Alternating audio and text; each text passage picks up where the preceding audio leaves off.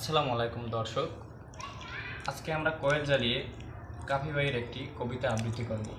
দুটি কবিতা আবৃত্তি করব। কবিতাটির নাম হয়েছে শুকনো ঠোঁট।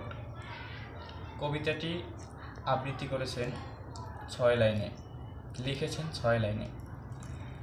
একবার নীরবতায় গিয়ে দেখো, রয়েছে আমার শুকনো ঠোঁট ও দেহ। মানুষ কতটা নীরব হলে নীরবতাকেও ভালোবাসে। আরও আরও, এখানে আরও আরও বলতে কী বোঝানো হয়েছে এটি আমার জানা নেই, অবশ্যই আপনারা জানিয়ে দিবেন। দ্বিতীয় নাম্বার কবিতাটি হয়েছে প্রতারক, লিখেছেন 4 লাইনে।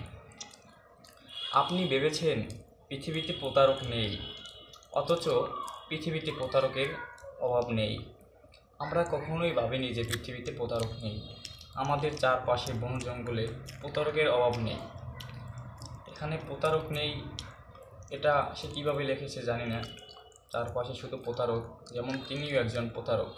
কবি নিজেও প্রতারক। তিনি কয়েল কুত্তা নিয়ে ভিডিও করে আজ বড় বড় সেলিব্রিটি হয়ে নারীদের গায়ে হাত জড়িয়ে ধরা থেকে সব কিছুই করে যাচ্ছে।